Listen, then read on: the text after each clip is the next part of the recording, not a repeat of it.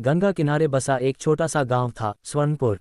नाम के अनुरूप गांव में एक अद्भुत शांति और समृद्धि थी।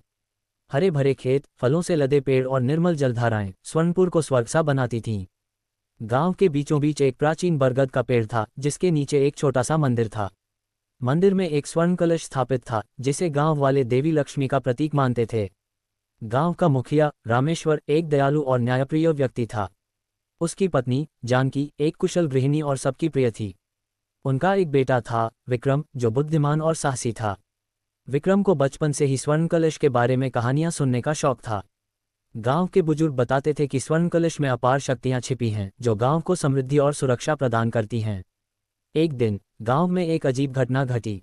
नदी का पानी अचानक सूखने लगा, खेत सूखने लगे और पेड़ मुरझाने लगे। गांव वाले चिंतित हो गए।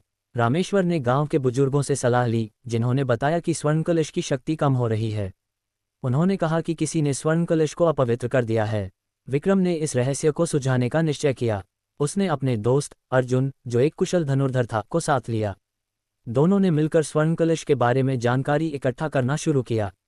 उन्हें पता चला कि स्वर्ण कलश को केवल एक शुद्ध हृदय वाला व्यक्ति ही छू सकता है। यदि कोई लालची या दुष्ट व्यक्ति उसे छूता है तो उसकी शक्ति क्षीण हो जाती है।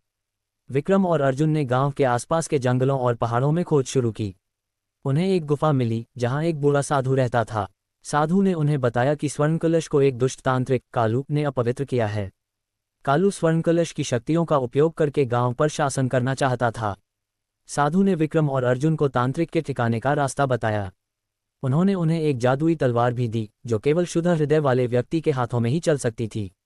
विक्रम और अर्जुन ने साधु का आशीर्वाद लिया और तांत्रिक के ठिकाने की ओर निकल पड़े।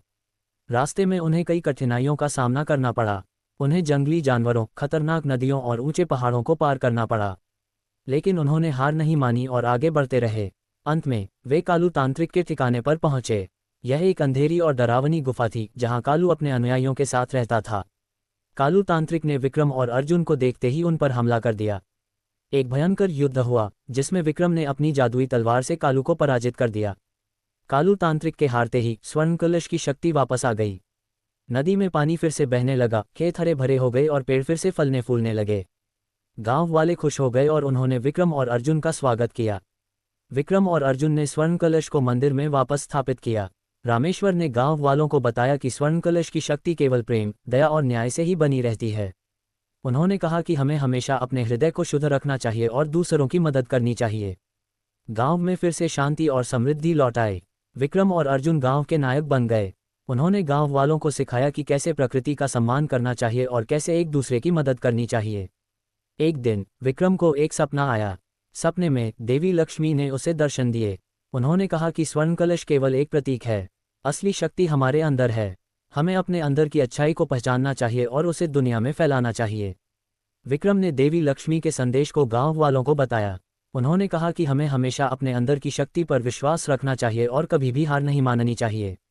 स्वर्णपुर फिर से एक खुशहाल गांव बन गया। गांव वाले प्रेम, दया और न्याय के मार्ग पर चलने लगे।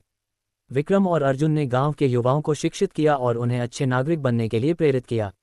रामेश्वर ने गांव के विकास के लिए कई योजनाएं बनाईं। उन्होंने स्कूल, अस्पताल और पुस्तकालय बनवाए। गांव वाले शिक्षित और स्वस्थ रहने लगे। जानकी ने गांव की महिलाओं को आत्मनिर्भर बनने के लिए प्रेरित किया।